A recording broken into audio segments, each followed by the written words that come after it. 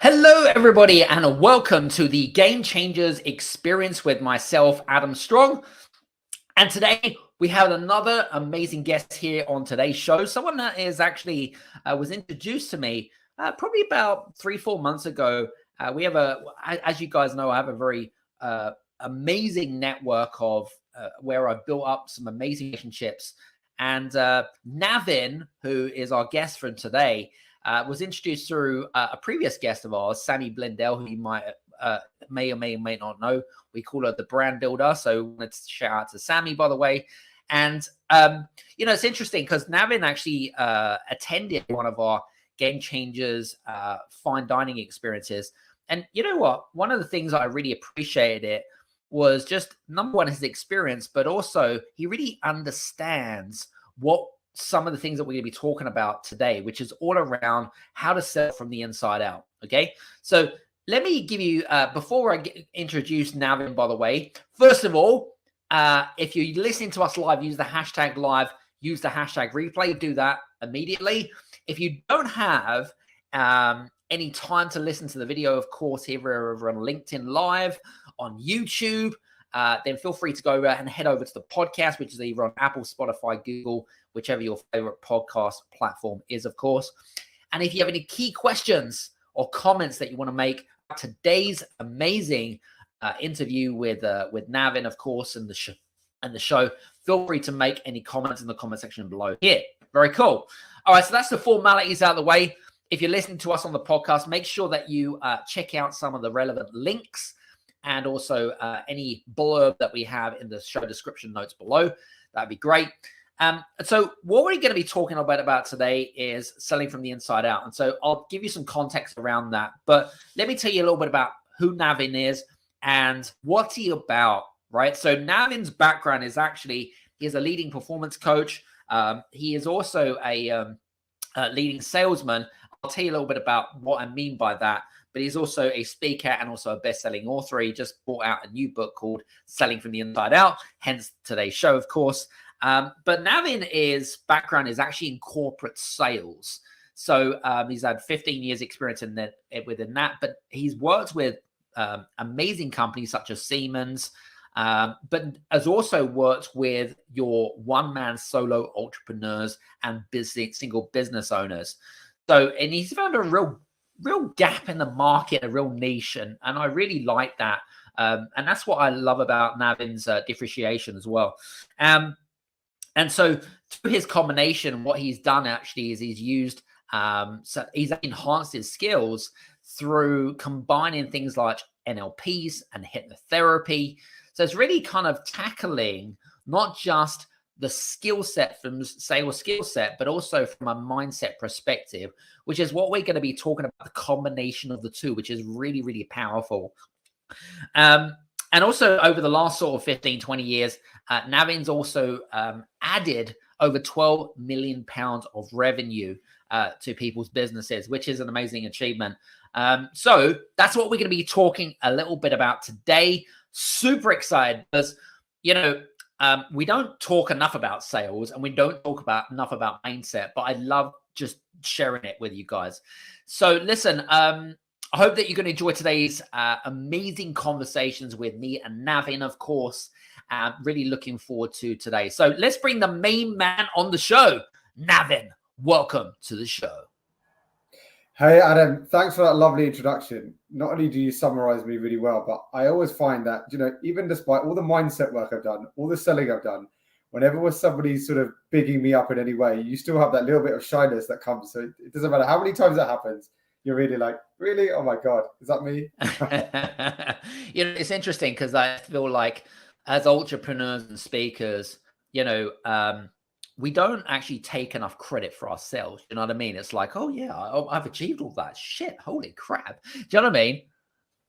100%. And it's something that I tell my clients to do, right? But still, I think there's always a little bit of, it's just the human brain, the way it's wired, right? There's always a little bit of resistance there thinking, oh my God, like, oh, really, I did that. And there's appreciation and there's a little bit of, is that me? Absolutely. 100%. Well, listen, I'm looking forward to today's conversation and super thankful that we're able to we've been building a great, strong relationship over the last few months because, we haven't really known each other that long. But, I did feel like kind of resonated with you, especially when we sat down and had dinner together and stuff with a small group of people. And, and I just feel like some of the things that you have created, and certainly some of the insights that we can learn from you and some of the listeners that we have from around the world, I believe that there's a real, what's the word I was looking for? Niche, if you like, or niche, and a real skill set that we can all develop and become better. Do you know what I mean? 100%. Totally agree. Very cool. All right. Well, listen, let's get to the gist of things. So for you guys that are listening in, just make sure that if you have any questions, feel free to make any questions in the comment section below, of course.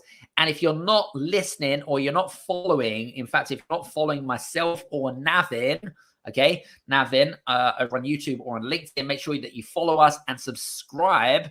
There's a bell notification on the top right-hand corner. Make sure you hit that, and that way you won't miss out on any notifications on when we go live and create content. So it's all good. Anyway, in a game, really interesting to learn about in a game. Let's just get some context, because your background is in corporate sales and you've now set up a sales consultancy, which is like your own venture, if you like.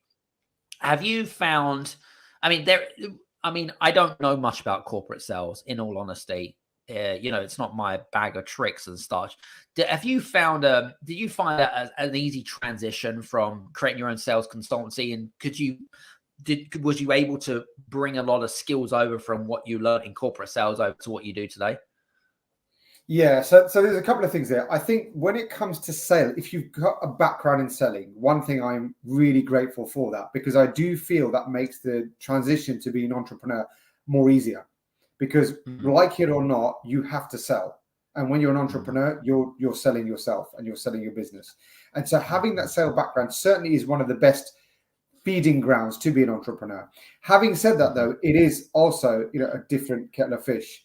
And what I found is that when I worked in sales in the corporate world, my job was really only just trying to hit a target and sell. Now, when you're an entrepreneur, you have to wear so many different hats. You've got to do the marketing, you've got to do the finance, you've got to create things, you've got to create content, you've got to coach. I coach, I train as well. So it's that combination of things that's the juggling act, which obviously makes it's more challenging. And the other thing I find, and this is more general, is that when you work for any company and when you work for a corporate world, you've got a boss. You've got someone sort of telling you, to a certain degree, telling you what you need to do, right? They'll let you do it in your way, but you're getting told what the outcomes you need to produce, what you need to focus on. When you run your own business, there's no one telling you that. And True. Especially when you first start, and I found that the most challenging thing when I first started my business was like, okay, today's a new day. What should I focus on? Right? And then getting yourself, not just the motivation, that's one thing, getting motivated to do things, but it's actually like knowing what to do. And which is something I'll talk about later. That's why I think things like mentoring, coaching, and modeling other people can be really powerful, because you've then got that blueprint that you're following. But in answer to your question, there was a transition, which is always difficult when you go from the working world into the entrepreneurial world. But having said that, sales I think makes it a little bit easier. And the second part of your question, when you said what skills do some of the skills that you learned in the corporate world, how did it help you? Obviously the sales skills, but I feel that, and it's one of the things that I'm very passionate about, people in general don't like selling. And the reason they don't like selling is, one of the reasons, they don't actually know what real selling is about. Unfortunately, because of bad reputation, some bad movies that were put together, some right? They get a bad impression of it. And there's lots of factors in this as well, a lot of psychological factors. But because of that, people don't really like selling and not very good at it. And definitely, having come from a sales background, I didn't have a problem. In fact, I love selling because I know what selling really means. So taking that across was really good. And I found that as an entrepreneur, helping other entrepreneurs, that's actually something that I found. So one of the things when I started my business was, and I'll explain, I'm sure one of the other questions are going to ask me this, but I went from underperformer to high achiever. So when I started my business, I really wanted to help people to get the best out of themselves. and obviously do that through sales as well. But what I also found is a sort of submission came up, which was to really explain what sales is, to get people to actually love selling and get a lot of entrepreneurs. There's so many good entrepreneurs out there, Adam. There's so many great people at what they do, whether they're a hypnotherapist, whether they're a coach, whether they're a lawyer running a law firm, whatever it is, they're great at what they do, but they're letting themselves down because they don't enjoy selling. They haven't got the mindset around selling, and then they haven't got the skill set to execute it. And they're not growing their business. They're not making the income. They're not making the revenue. They're not making the impact they want because of this gap in selling. And one of the things that I found that, which I took for granted working in the corporate world in sales environments, that people don't like selling and a lot of people aren't very good at it. And that's actually hampering their businesses. So that's a bit of an eye opener. I was going to say, it's interesting. So I want to pick up a point that you mentioned actually, which was around the whole kind of when you were mentioning around like people don't enjoy selling. Now, my thought process behind that, Navin, and maybe you could give us some context around this, is that for the single business owner, right, or an entrepreneur or someone that runs a small team, is that generally, and the way that I have been, most of us haven't come from any sales training background as such, right? So we've maybe gone to an event, whether it be a large event, and we've seen someone on stage selling whatever it is that they're selling. And so then we create these, then we create these kind of like habits and skills about how we could learn those particular people that sell from stage, for example, and bring it into our own practice or consultancies or whatever it might be. And I found that, is that some of the biggest mistakes, and maybe, again, give us some context on this, but some of the biggest mistakes is that they have this analogy of a thought process in their head thinking, maybe that's the way to sell. Maybe that's the right way to sell. Maybe that I should sell it. I should sell myself that way. But actually, is it correct or incorrect? And maybe it feels uncomfortable. What's your context on that? So the first thing I always say, it's a really good question. And the first thing I always say is, as much as possible, be authentic, not just in sales, but everything you do in life. So it's good to watch other people and it's good to see different ways people do things. But if you're doing that and it doesn't feel natural for you, there's always going to be a resistance. And I think what you've always got to ask yourself, and the first question I always say is, what is selling? What is selling in sales? And if you really break it down, what selling in sales is, it's serving.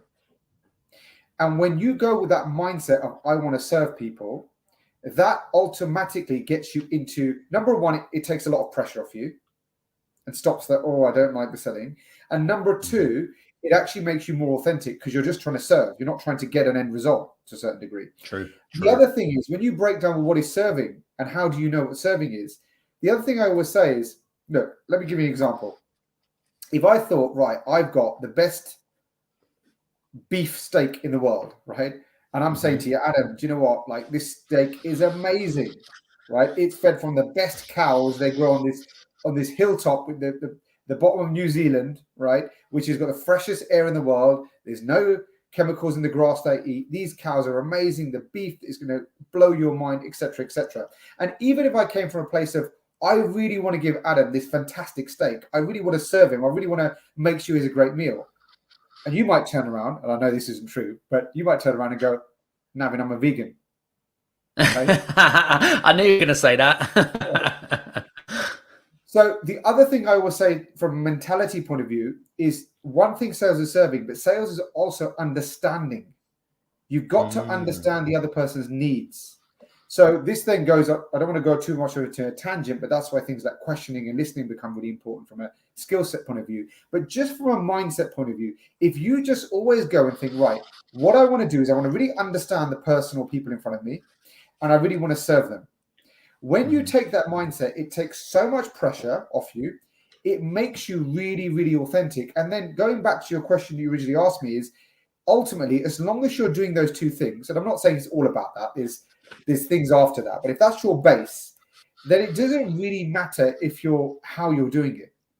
You don't have to copy someone's presentation you saw last week, because if you can create a connection by understanding and serving, that's much more powerful than trying to copy someone in a very unauthentic way. Does that make sense? Absolutely. And here's an interesting thought. So you talked about authenticity, which I'm a big fan of, by the way. So that brings me on to a really interesting question, because you talked a little bit about if someone is new to selling, okay, or they find it uncomfortable, okay, how does one know between the fine line of being authentic or selling authentically, should we say, versus learning a new skill which they may be inexperienced about and they're finding it discomforting? How does one know how to differentiate between two to make sure that they are as authentic as they say they are and being able to sell in the natural way that they are? Does that make sense? Yeah, I think, and I see what you're saying. I think, first of all, it all comes down to the mindset of how you look at anything, not just sales, but anything in life. And going back to what I said is the authenticity comes when you're trying to come from a place of serving and understanding. Okay. And the other way authenticity comes, and goes into so many different tangents, but one of the things I always say is before you do anything, especially a high performance thing, you have to completely have a good relationship with yourself. And you've got to be really, really self-aware. Right. I always say before you're going to do anything, become as self-aware as possible. You need to know what makes you tick. You need to know your blind spots. You need to know where you sometimes destruct yourself, right? Because everybody has a sort of dark side that they self-destruct themselves.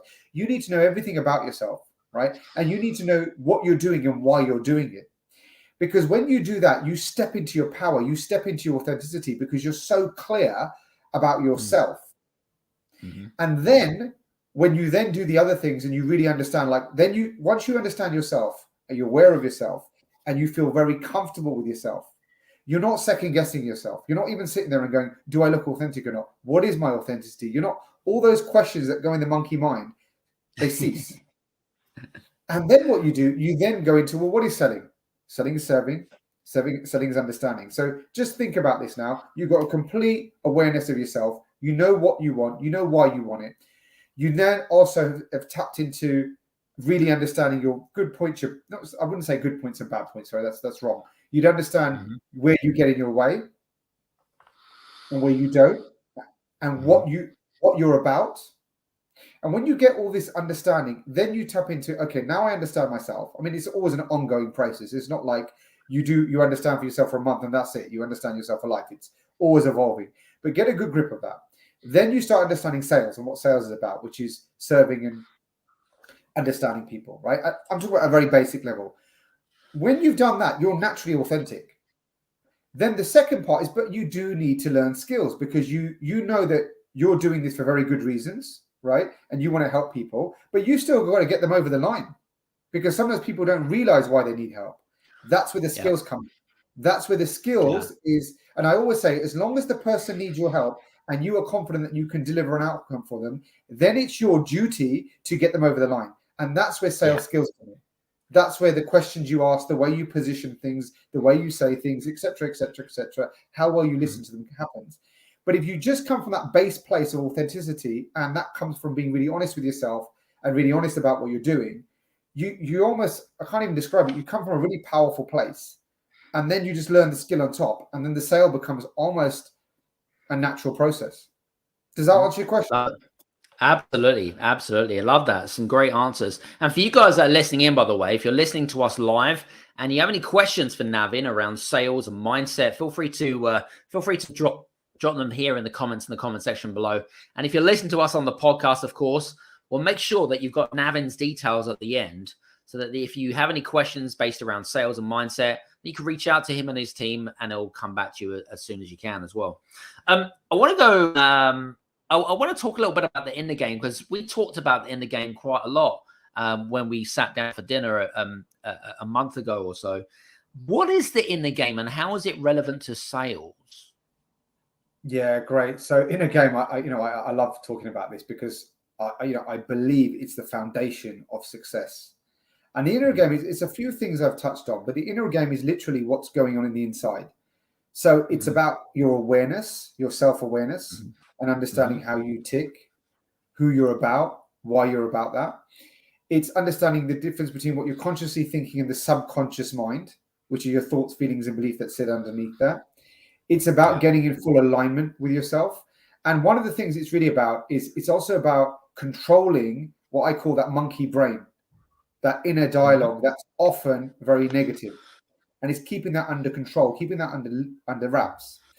And when you get all of that sorted out, when you're really self-aware, when you've got great clarity and you know what you want and why you want it, when you become really focused and disciplined from the inside, when you get control of when you understand your subconscious reasoning more and your subconscious brain, and when you get control of what I call that monkey mind, that becomes a huge part of the inner game. And that's what the inner game is. The outer game is the skills, it's the techniques, it's the way you communicate, it's everything on top. So in a nutshell, that's what the inner game is. Love it. Love it. Love it. And I love it the way that you've, what I call it, simplified, because it is, you've simplified a great kind of analogy around that. So I love that. I think it's a really good thing. I want to kind of share something actually. So, we've got listeners from all over the world here. And so we've all got different experiences, whether it be our own experience in terms of selling to others or being sold by somebody else. So what advice do you have for listeners that aren't so good at selling right now, but maybe that's because when they started out selling, whether they were selling for their own consultancy or business coaching or practice or whatever it is that they're selling product wise or whatever it is, and they had an expectation in their mind, Navin, and it didn't work out the way they wanted it to be. It probably proved a negative result for themselves, but it also created negativity, and it got them to question about how good they are as a professional and things like that. Do you have any advice for listeners that aren't so good at selling and have had these bad experiences for whatever reason? And how can we help them improve their confidence? Yeah, that's a really good question. Really, really good question. And it's actually something that comes up a lot for people. So the first thing I would say, it's in anything in life, it's about your relationship you have with that thing, right? So the first thing you need, I would get them to really question and interrogate their relationship with sales and why it's that way, right? It's like I always say, a really simple thing. If you were trying to find a partner, right? But let's say you didn't enjoy dating, you didn't like the idea of dating, or worse still, you didn't like the opposite sex or whoever you're going after. It's never going to be that effective, right? You can have all the skill in the world, but you're not going to really be very effective. And it's the same with sales. You can get all the skills in the world, but if at the fundamental you don't enjoy selling or you've had a bad experience, it's going to affect you. So going back to your questions, first I would say, well, why have I got this bad experience? Now, there's two things. I always say, first, think about how you've been sold to in your life. Because a lot of the time why people don't like selling, and I'm even talking about professional salespeople here, right. I hear people like professional salespeople, and now I look back at it, I didn't think about it at the time, but even work colleagues I had in the corporate world, somebody would call them and they'd be like, somebody trying to flipping sell me something, and put the phone down. And now I look back at it, I'm thinking, you've got that relationship with somebody selling that you get irritated by it. So when you're selling, at the back of your subconscious mind, you're going to be thinking, is somebody getting irritated with me? So everything has to be in alignment. So what I would say is, look, everybody's had bad selling experiences to them first. So I actually do a mental sort of visualization with some of my clients sometimes. I'm like, first of all, so I'm going to do a lot of sidestepping here to explain my point. Oh, good. So the human brain is wired towards negativity, right? And the reason for that is a survival mechanism. The mind is there to keep you alive. And it's come from years of evolution. When we were cave men and women, if we weren't wired that way, we would leave our cave, we would be eaten by a wild boar or a lion or whatever it was, right? So it was necessary. Now, obviously now we don't need to have that level of safety. Maybe in some parts of the world we do, but generally speaking, we don't. But our brain is always wired to catch on the negative. Therefore, when you have a negative experience, a negative dating experience, a negative holiday, a negative anything, your brain remembers that 10 times more because your brain's saying, Navin, Adam, you better remember this, because this ultimately what it's saying. We don't think this. It's saying in order to survive, you need to remember this. True. Right? So therefore, we will remember a negative experience 10 times more. So what will happen is most of the time at a subconscious level, and even if you consciously ask people, they will be able to recite really bad sales experiences they had. Even when people say, and to be honest, I don't like this, people spamming them on LinkedIn, right? It's a phenomenon that's happening a lot. It's terrible. That's a whole nother, I could do another podcast on like what those people should be doing instead of spamming. However, it's all adding to your negative experience, right? So the first thing is when I would say to someone if they're selling is start remembering really great sales experiences that you've had. Remember great salespeople, great experiences, great customer service. Marinate yourself in that. So your subconscious brain starts going, you know, this selling, it's not actually that bad. There's a lot of really good out there, right? And then it's about you.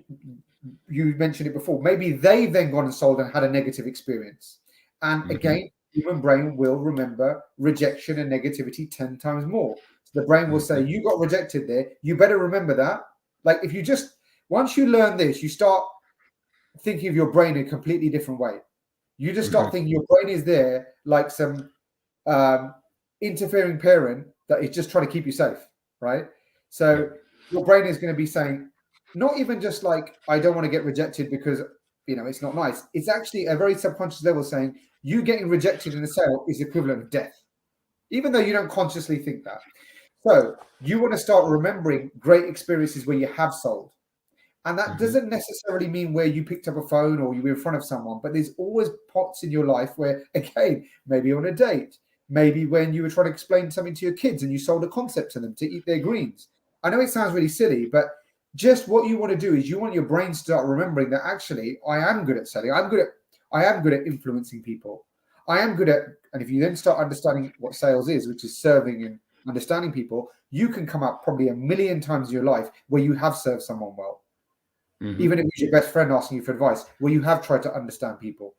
So you want to start changing your brain, if you're not very comfortable with selling, about how scary it finds selling. And you want to start reminding it of great sales experiences you've had, and then great experiences you've given other people, even better if it's in a traditional sales sense. But let's say you haven't got many of them, even times you understood, helped, listened, served people. Remember that, marinate that. And that comes to the forefront. That gives you what I call your base. And then you go and learn skills and techniques to add to that, because it's very important. It's not all inner game, right? I talk about like a footballer, Ronaldo, right? Cristiano Ronaldo, monster mentality, but he also learns how to play football skill as well, right? So yeah, I mean, that's what I would say. It's really important to improve your relationship with sales. Does that make sense? Does that answer the question? Absolutely. No, definitely. It 100% does answer the question. And I think it's definitely food for thought, you know, because I guess all of us have a different relationship to sales and selling. We've all had different experiences, good and bad, as you mentioned. But I like the fact that I like the way that you use the analogy of marinating yourself in experiences that you've had good experiences in and how it made you feel, which is kind of like reliving, kind of like, because you're going to remember those experiences, of course, if you've experienced good hospitality or went to a good restaurant or whatever it might be, you're going to remember some of those things. And I think that is a really good way to change the perspective of sales, which is a really good thing. So thanks very much for sharing that with me. It was really good. Was going to say, now the world is changing all the time. As you know, we've had a lot of online stuff. We've have face-to-face, we have on the telephone. I mean, we even look back at movies such as Boiler Room, The Wolf of Wall Street, all of those amazing selling, Jerry Maguire, you know, so we're going back a little while. Show me the money, always be closing. Show me the money, exactly. Show me the money. I remember that one, definitely. But what have you found, especially because times are changing right now and no one likes to be sold to, but everyone wants to buy. You've heard of that before. So what would you say from your perspective? What would you say are 3 to 5 ways in which are the most effective ways to sell more effectively to get, whether it be a high conversion or a better result, whatever it is? But what have you found in this day and age? what have you found the most better, effective way to sell? Yeah, again, you asked really good questions, Adam. So one thing is, I think we can't get away from technology, right? It's just part of our life. So, and I'm actually, by heart, I'm a bit of a tech phobe, right? So it's something that I've had to get my mind into and go, look, I have to live with this. So I would say, at a very technical level, start getting comfortable with technology and let technology help you, right? Rather than be a barrier. Now, having said all that, do you know when they say like fashion goes around in cycles? Yep. And what I would say, there's two things I'm going to say here. I feel that a lot of things come back in fashion, including the way we sell. Yep. And I feel that people now, because of the technology, people want that human relationship. Going back to what I said a few minutes ago, that whole spamming on LinkedIn, where you're getting a message going like, hey, I've seen your business and would you like to take up our services? We can help you get more leads. And you're thinking, that's almost like AI has sent that, right? You take my name and you send that out millions of times. And people are getting so sick and tired of that, right? So it's going back and taking the personal touch again. You still use technology to do that. Like you're still using LinkedIn or social media, but it's really become, I think, more and more important once again, like it was 40, 50 years ago, to have that personal touch because it's come back in fashion, right? I'd even go as far as saying, and this is going to contradict my first point, like nobody sends handwritten letters or typed up letters anymore to someone. Like it's irrelevant, right? Because I know somebody posted a letter for their services rather than send me a LinkedIn message. That would get my attention so much more. Sure. But without digressing too much, I would say the personal touch is definitely something that you need to bring back into your sales and make it really personal. Like when I say personal, people, so I had it the other day and I actually entertained the person on LinkedIn. They sent me a message going, hey, I really love your post, Navin, right? And they asked me a question and I looked at what they did and their business was helping coaches grow their business. So I knew at some level they're probably going to try to sell me a product or service. But I thought, let me just, at least he's a little bit different, this guy, and at least a little bit he's not trying to just sell me something straight away. So I said, yeah, it's really good. And I was, giving him some answers back. And I could tell, though, that he was just leading up to a sell. And I actually started finding that a little bit irritating because now it was like, you're not being authentic. You've just learnt maybe in a book somewhere that actually don't just go straight for the kill and, start building a relationship. So what I say is get really personal. So if he had said something like, Navin, right, I've seen that you're about to launch a new group coaching program, or I've seen that, your posts are talking a lot about inner game and specifically how to link sales, or I saw that you did a book launch last month. That's personal. That is getting my attention. Even if he'd try to sell me, then I don't mind. If he said, look, I saw that you did a book launch last month. I guess your book's going to come out very soon. And I guess you're going to want to get a lot of traction around that. I might be able to help you. The fact that he took his time out, understood me, and is relevantly offering me a service, I don't mind him selling to me because it's personal. And he's not doing the bullshit of, oh, I'm trying to be your friend and understand you, but really I'm trying to sell to you. He's being straight up front. I have something that you might be interested in. So I'm not like trying to pretend I'm your friend, right? Which again makes me think he's authentic, but he's not just throwing something down my throat and he's still trying to understand what he needs. And he's actually taken something that is relevant to me. So I've kind of got a long-winded answer with that, but basically number one is definitely be very, very, very personal, right? And I did this with, because I also work with companies and corporates, and I did this with my own business. And I literally, what I did is I found a particular company that was really interesting for me to work with. And I went through their annual report. Okay. And I found a few things they were trying to achieve. And I also looked at the main head of sales, what he was posting. Right. And I married the two. And I actually then sent a message to him saying, look, I've noticed these are 2 or 3 of your priorities at the moment. I've noticed you've been talking about this. I think I can help you. And he actually turned around and said, no one's ever gone to that specificity. And he goes, that's why I was like, straight away, let's have a call. Right. So I understood the importance of being personal, and not just personal for the sake of it, but actually being relevantly personal. Right. You made a really good point there.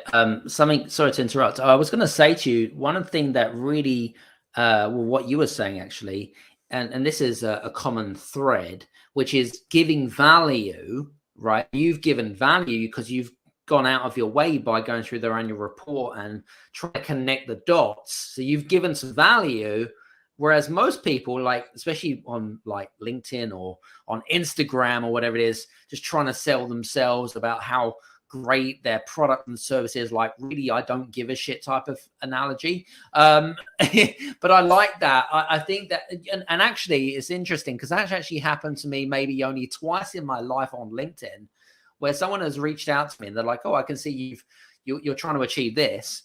Yet I believe that you could make a couple of improvements here. I'm happy to share it with you for 5 minutes. And that I really liked because, again, it added value. They've gone out of their way and I'm getting some advice and some education. And that way I can develop a relationship. So I think you make a really good point there. 100%. And actually, that was my second point. So as well as being personal, is give before you get. Yeah. Right. It's like, it's one of those things that are like, you know, I think religions have said it, and, you know, people have been saying for thousands of years, when you give, you get more. And I think in sales, it's probably more true of anything else. So give value up front. Don't try to, and don't worry about, oh, what if I give the value and I don't get it back? Don't overgive it, or you're giving everything away for free, because you've got to value your time and service. But exactly what that guy did, right? Say, I've seen this. In fact, this is what I did with that company. I said, I've seen X, Y, and Z, and I think I can help you with something. Let's have a chat. And I gave it, I'm trying to remember, but I think I even gave one little tip so that they already thought, oh, actually, this guy's giving me value, even if we say we don't want to speak to him. So always go with serving first. And even, for example, my book launch I did last month, I turned it into a bit of a sales workshop because I thought the people who physically bothered turning up and coming there and supporting, I wanted to make sure that they go away learning something. And because I'm also, as well as being a salesperson, I'm a coach or a trainer. So I always try to give some value. And my mentality is, if even if they don't buy from me, if they've gone away and learned something, they'll always remember me. And from a kind of karma point of view, I've done my bit.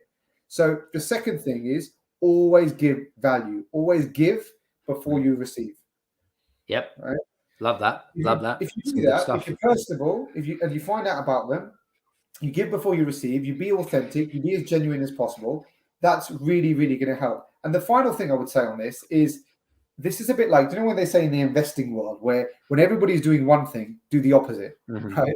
When everybody's selling stocks, that's the time to buy. When everyone's buying, that's the time to not. It's a bit like that, I feel, like with selling. I think that what people do is things start working, and then and especially how quickly trends change nowadays, people start overusing that, right? And I would sometimes say that if you've seen something that's been going for 6 months, it's probably too late if you start doing that, right? And what I would do is either find something else or take that trend and tweak it, because people find things overkill then. So I would say just look at, be aware of trends and think about, look, has this trend gone too far? And if I now use this, am I just like everybody else? Which goes on to my other point, which is differentiate yourself. Yeah. Right. Because there are millions of coaches, there are millions of podcast hosts, there are millions of lawyers, there are millions of whatever it is, right? What makes you different? Why should somebody at least be listening to you? So always, always, always, and I always try to think, like, what makes me stand out? What from a sales point of view, but also genuinely, like, even when the things I learn as a coach, the things I go and invest money in to learn, I'm always trying to think what gives me that little bit of differentiation or competitive advantage, or something that if somebody went to another coach, they're not getting. But because I invested my money in that, like, I work with a program which is led by a neuroscientist, right? Because I'm trying to understand more about I haven't got a neuroscience background. I've done a lot of personal development, and I've done NLP, and I've done hypnotherapy, and I've done a coaching qualification, which gives me a very good founding. But I want to get to that next level. So I need to then think, when I'm investing, what do I invest in? Okay, this is being led by a neuroscientist. Let me invest in that, because that's going to give me that little bit of differentiation or competitive advantage when I'm selling. And not just when I'm selling, when I'm actually delivering the service, which people are going to go, wow, that was different. Let's use him again, or let's recommend him to someone. So there's a few things there that I think people can use. Definitely. Love that. Some good stuff. There's one thing that came off the top of my head, actually, and just as I was listening to attentively, and one of the things that, especially with some of our listeners that have got maybe a small team, or a here that have maybe got a slightly larger team, And one of the things that I have, say, for example, that, I don't know, we all have targets. Generally, most companies have financial targets. We all have financial goals that we want to achieve, which can help us grow our business and skill. But with, say, for example, we have a small team of people or even a large team of people, and certain individuals are underperforming with it, you know, from a sales perspective, right? Because that's their role.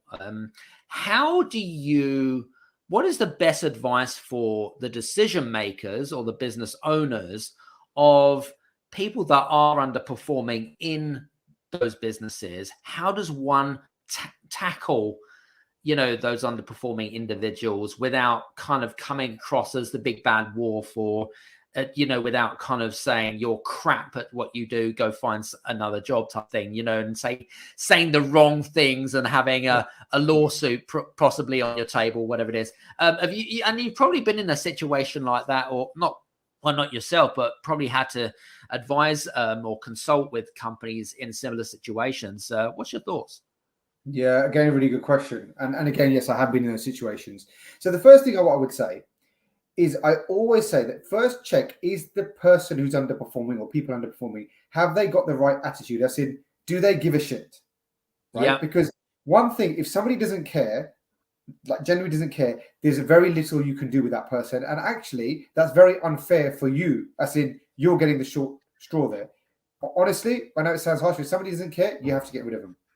Right? Because that becomes like a cancer which spreads around your team as well. But most of the time, hopefully people do care. They do want to do well. They do want to do well for themselves and for you. In that case, it's usually a skill set and mindset and confidence thing. So where you want them to have is tremendous empathy, right? And what I always think, and this is another reason I started my business, is when I worked in the corporate world, when people were underperforming, they'd get a sales trainer in, and all the sales trainer would do was give them more skills, right? And the way I see that is like, it's a bit like sending a soldier into battle who hasn't got the guts to fire a gun, and you just give them a machine gun. Like, you're not solving the underlying problem. So usually when somebody's not performing, it's, and you know, they're an intelligent person, they've obviously come through your interview process, that, you know, they've got something about them. It's usually a mindset thing. So what you want to do is you want to sit down with them, take them one-to-one usually, and find out, to say, and try to get under the bonnet. Right. And usually a really good question, or a line of questioning. This is where a coach, I'm not just plugging myself, this is where a coach does this really well, because sometimes people don't want to admit this to their boss, is find out what they're afraid of. So at the bottom of most underperformers, there's a fear around something. There's a fear around rejection. There's a fear around being found out. Sometimes, you know, if we want to get really deep, some people actually have a fear of success, but that's again another problem, right? So you want to start understanding underneath the boot, like where's their mind at the moment? Because people wear masks. When people, especially in sales, will come out and be like, yeah, everything's fine. You know what? I've got it all under control. And inside they're thinking, and I've been in this situation when I started my sales career. This is why I'm so passionate about what I do. I was that guy. That was, you know, everybody thought was being like, you know, how do you do all this stuff together? But inside I was like, oh my God, am I going to make this sale? Am I good enough? Blah, blah, blah. And that's why I wasn't making the sales as much as I wanted to. So I would say go in and empathize with them and try to get them to open up. If you can get a coach or someone else, better. But let's say you don't want to do that. You've got to become and have that coaching management style. They've got to trust you. They've got to feel psychologically safe. And when they open up and you find out what's the underlying problem, then you can start addressing the issues. Then, of course, give them training, listen into their calls, find out what they're doing. There'll be tweaks that they can make that, of course, are going to help them. But I always say that you want to first feel like, have they got the right attitude? If they haven't, honestly, get rid of them. It's in any discipline in the world, in any team, people with a stinking attitude will literally, you know, when you get the bad fruit in a bowl and it just starts making all the other bad apples. Bad apples. It will be like that. If they've got the great attitude, then find out what's their underlying fears, insecurities, what's going in their head, what's their monkey mind saying, and try to relieve them, try to get them to even understand that and get it out, and then work on their skill set, their actual sales questioning, what they're doing, how they're positioning your product, etc., etc. And then, you know, you give them support, you give them encouragement, and usually 9 times out of 10, over a period of time, it'll work out. If, again, it's not working, you've thrown everything at it, maybe that business, maybe sales, maybe it's just not right for them. But I always, I'd always say give everybody, as long as they've got the right attitude, as much chances as possible. Because even from a financial point of view, and you'll know this as a business owner, getting rid of someone, then interviewing for someone else, rehiring them, getting them trained up, you're losing not just the cost of the hiring and firing process and maybe lawsuits, etc., but actually it takes someone a few months to get up to speed anyway. So you're missing out on all those sales. So you're better off investing in your current people, getting them up to scratch, than keep trying to find new people. True. Yeah, make a valid point there. I like that, Navin. I know that I'm conscious of time and stuff like that, but I do have one final question before we wrap up today. And, when we sell, we can sell. There are many different ways in which we can sell. We can sell on the phone. We can sell online. We can sell face to face, different situations, different environments, etc. But what have you found as being the most effective questions that we can ask, whether it be prospects or people that we're having a conversation with, that we're maybe selling our product, service, or methodology or fantastic program or whatever it is that we're trying to sell with? What have you found the most effective questions when it comes to getting either a positive or just not even a positive result, but just a way in which consumers or someone that we're speaking to a result or to a decision? Because effectively that's what you're trying to do, is you're trying to enabling and empower them more than anything else to come to a decision on what they'd like to do. And any thoughts on questions? Sure. So this could be such a huge topic. Questioning is such a powerful thing, right? It's so right? It really is important. What I would say, let's talk a bit about, again, the philosophy of it. What you want to do is, and this goes back to what I said at the start, the human brain is wired for safety. Okay. So typically the reason why people don't sell is not often, like sometimes, don't get me wrong, they've done a really bad job of explaining their product or service. There is obviously that. Or their product service is just not what the customer needs or not good enough. But a lot of the time, there's actually a really good book about this called The Jolt Effect, which talks about this. But I've heard about that one. Yeah, so a lot of the time it talks about the people having a fear of messing up. But basically, as a buyer. Now, a lot of the time, what it is that people didn't take the resistance away.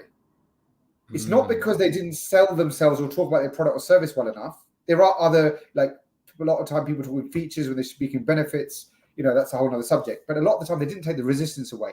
So a lot of the time, what I say is when you're questioning, you want to get deep. You want to think of somebody like an onion that you're peeling away the onion, peeling away the layers, right?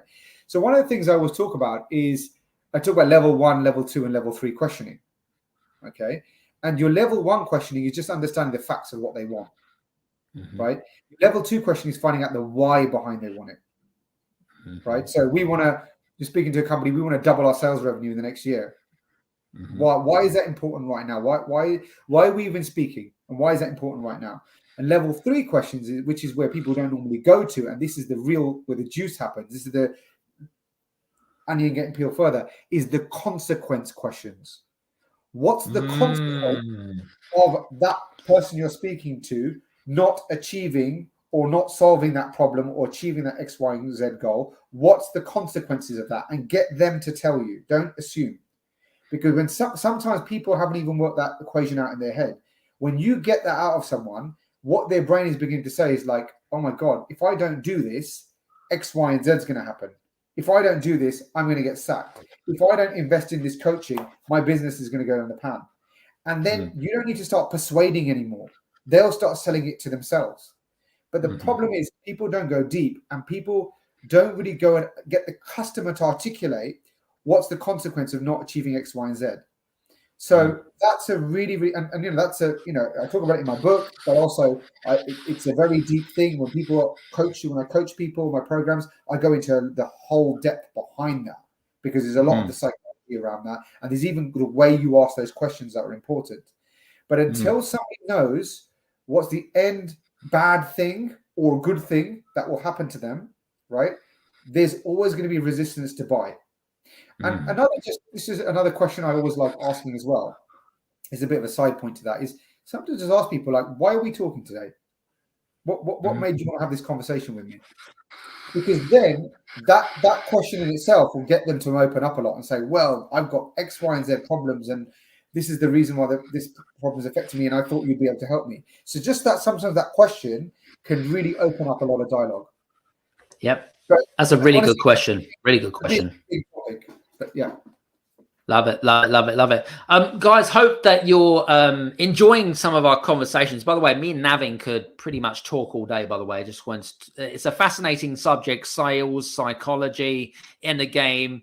You know, I mean, we're basically scraping the iceberg, ladies and gents, in terms of our conversations and whatever it might be. But if you have any questions, by the way, feel free to use the comments in the comment section below. Me and Navin will obviously come back to you. If you're not listening to us live, use the hashtag live, use the hashtag replay. Make sure that you also check out the podcast, Apple, Google, Spotify, Amazon Music, etc. First of all, Navin, I just want to say thank you so much for being on the show today. It's been a real pleasure in really talking about something which, you know, it's one of those conversations, as you said, everyone needs to be able to learn how to sell.